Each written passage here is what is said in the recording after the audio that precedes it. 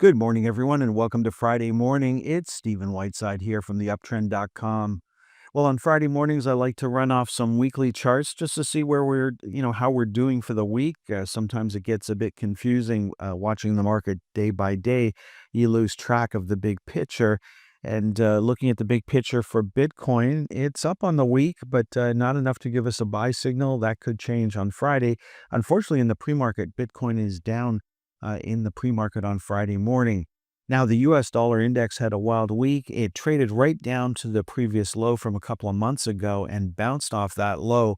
The US dollar index is down less than 0.25% on the week. So, this could be the time and place where we put in a double bottom here and we start to move higher. But so far, we've got just one bar to deal with. One bar does not make a trend. Looking at the Canadian dollar, it's up slightly on the week. No change in trend there, still on a weekly sell signal.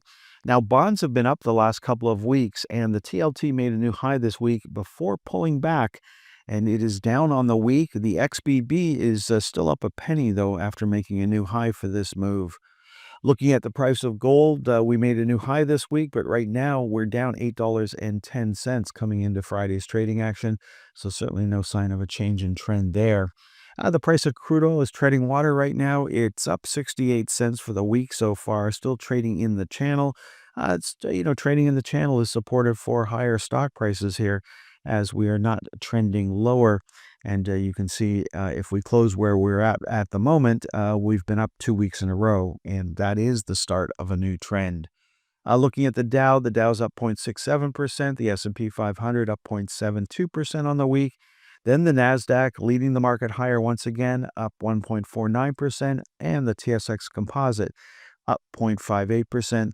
All these indices making new all-time highs, and certainly no sign that any of them are either closing lower. And then if they were closing lower, we'd look to see if they were closing below the previous week's low. That would be the first sign something new is happening. Now, moving on from the weekly, looking at what's happening on Friday. In the pre-market on Friday morning, things are extremely quiet out there. And we've got stock index futures slightly above fair value, except the Russell 2000.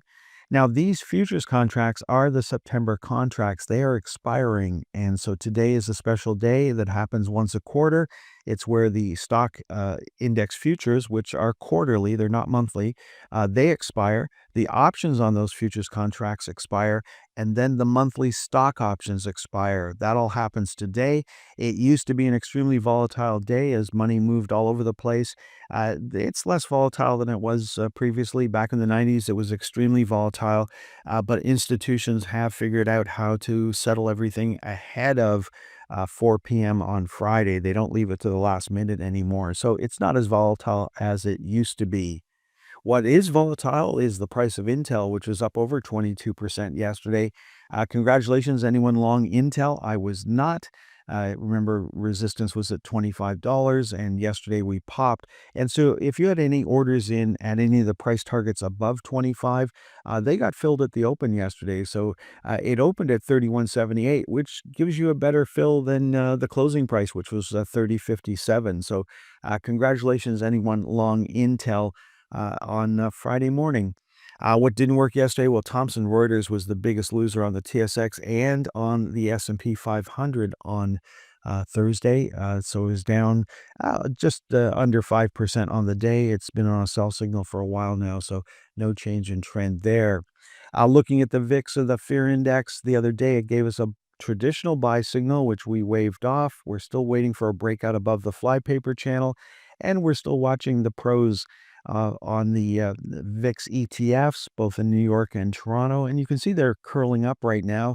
Not enough to see a change in trend just yet, but we're going to sit and wait and see when that happens. And that's when we'll take action.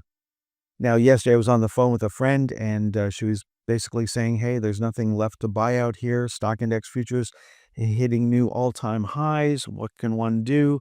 Well, what is going on is there's certainly a concentration in a bunch of big cap stocks that are pulling the major indices higher. There's a lot of stocks that are not on buy signals right now. And when looking at the Dow, which is not the most important index, but there's only 30 stocks, so it's easier to illustrate what's going on in the market. than it is to try to show you all those stocks in the S&P 500. There's the Dow making a new all-time high yesterday. So on the Dow 30, there's currently 11 of the 30 stocks are on daily sell signals. So that is over one-third of the stocks are on daily sell signals, and I'll run through them not in any particular order. I started off doing them in alphabetical order and then gave up. We've got Amgen, we've got Boeing, we've got Coca-Cola, we've got Honeywell, we've got Nike, we've got Disney, we've got McDonald's, we've got Merck, we've got Salesforce, Johnson and Johnson, and Nvidia. Nvidia traded up to the upper trend line yesterday. We needed a close above $176.37. We closed at $176.24, so very close to generating a new buy signal. Again, I mentioned I wouldn't take the buy signal up here that showed up a week or so ago, and if the new buy signal shows up based on Friday's trading action, I'm not going to take that either. There's just too much risk and not enough reward up at these levels at this time. Now, while a third of the Dow stocks are on sell signals right now, most of the Magnificent Seven stocks are on buy signals at the moment. There's the NASDAQ 100 ETF, and as we saw earlier in the presentation, it is still leading the North American markets higher this week. We're stuck here at our price target at the moment, haven't broken away from it just yet. There's the NASDAQ on the TSX. There's the Magnificent Seven ETF making a new all-time high. And no joy for Apple. We're on a buy signal right now, but struggling to break away from 237.50 or 34.38 in Toronto. Amazon struggling here, still on a buy signal, no change in trend. Alphabet making new all-time highs here at the $250 level or $40.63 in Toronto. Then looking at Meta, we're on a buy signal right now, heading back up to the highs from August, both in New York and Toronto, of course. And then there's Microsoft struggling here, still trying to hold $500. You can see we did trade below it, but did not close below $500. And so that is our big line in the sand at the moment. Looking at Nvidia, we talked about it earlier, right on the edge of a new daily buy signal. Tesla, which has been driving higher for the past couple of days. Yesterday was a bearish reversal day. We did not make it to $437.50, and we did not close below the previous day's low. So just taking a little profit here, but not enough to change things. And you can see in Toronto, 37.50 was our next price target. We hit that. Congratulations if you had an order in up there. 40.63 is our next target to the upside. Broadcom has traded into the channel for the past couple of days. So on Friday, we're looking for a close below $341.55. And you can see that we almost broke through the 375 level, but failed there. And now we're trying to hold $343.75. Looking at Shopify's heading towards those highs from early August on both exchanges. And in Toronto, we're trying to break through the $212.50 level. If we can do that, then $225 comes into play.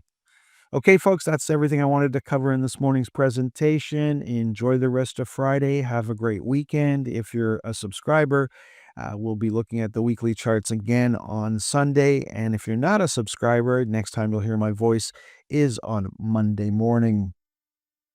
Thanks for tuning in until the very end of today's stock market timing educational video.